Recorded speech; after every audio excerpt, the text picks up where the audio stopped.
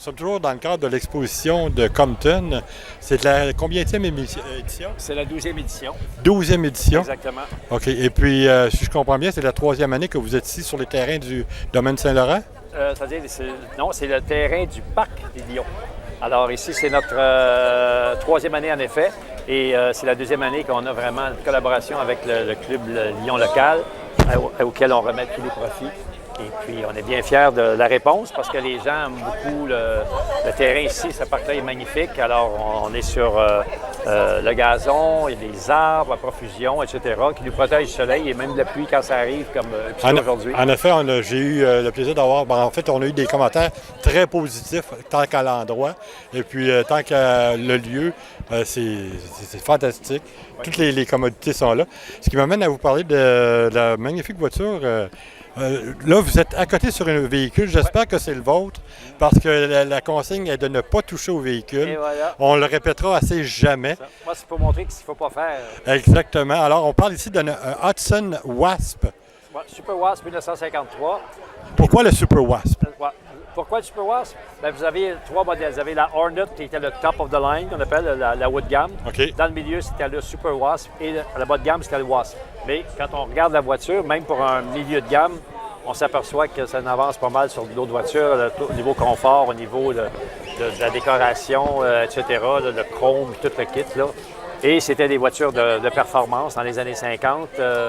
En 52, Hudson a gagné 27 courses NASCAR sur 34 courses. Puis des fois, si vous regardez les statistiques, les 3 premières places, des fois, c'était des Hudson.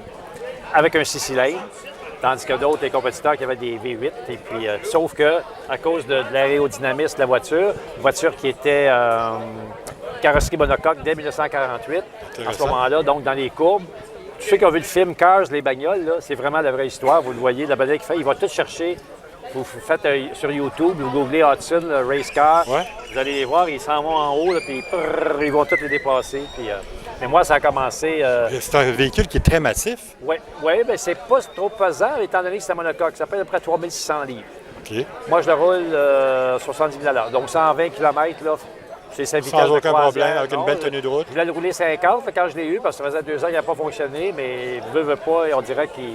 C'est 70 tout le temps, il voudrait plus, là, mais il faut me garder une petite gêne. Là. Puis vous l'avez acheté dans cet état? Bon, vous avez fait des restaurations? J'en ai 3 autres, puis il y en a un que je voulais remonter. Puis là, ça faisait 6 ans qu'il traînait dans le coin du garage, là, puis ça n'avançait pas. On connaît le pattern, oui. J'ai eu la chance de trouver celui-là au Nouveau-Brunswick, à Moncton. Un monsieur, Steve Bishop, qui, lui, avait 12 ans quand il allait avec son grand-père en 53, chercher la voiture chez les dépositaires. Alors, c'est vraiment une affaire de cœur. Quand il l'a remonté, là, comment je dirais bien ça, il n'a rien épargné, il a tout fait, là, vraiment. Tu sais, quand c'est sentimental, là, tu ne regardes pas le prix, tu roules vraiment.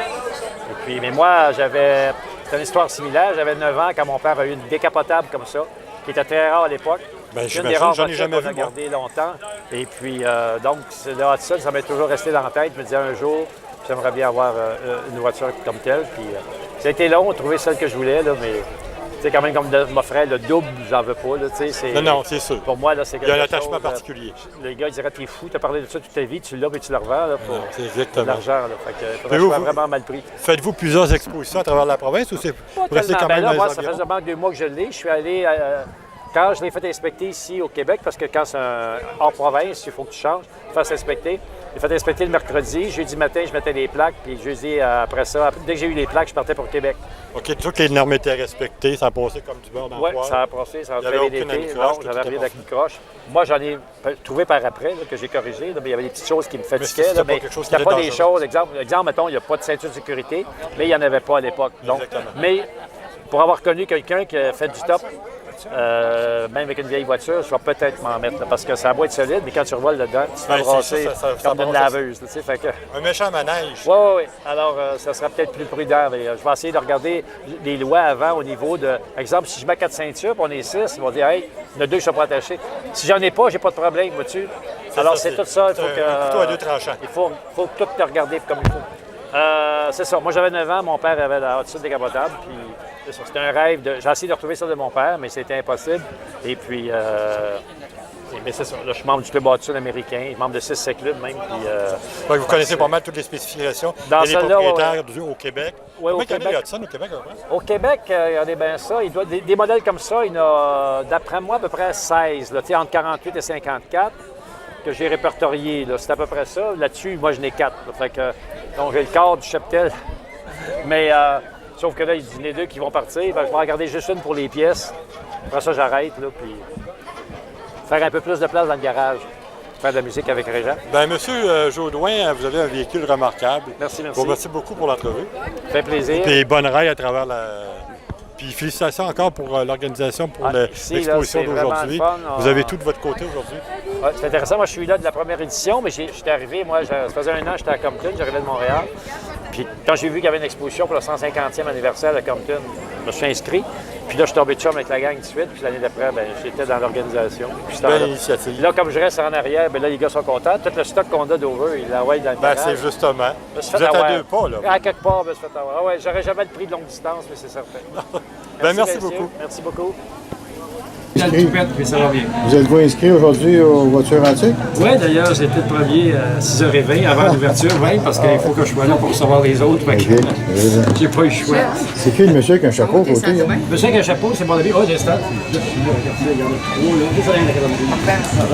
Excusez-moi. Oui. Alors ici, c'est mon ami Geoffrey Pouillot de Sherbrooke, mais anciennement de France. Oui. Et on s'est connus justement par la vente d'une voiture que j'avais annoncée sur Kijiji.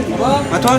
Et il m'avait appelé au téléphone, mais j'avais vu l'accent, puis j'avais vu le numéro de téléphone qui était très très long. J'ai dit, coudonc, t'es où toi? Ben, je suis en France. Fait que, il dit, je vais migrer au Québec. Ouais.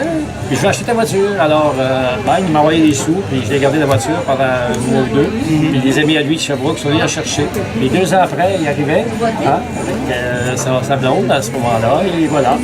Et on a une petite fille maintenant de 6 ans. 6 ans. Fait que toi, dans le fond, il contribue à toutes ces choses-là. C'est pas des choses qui arrivent dans la vie.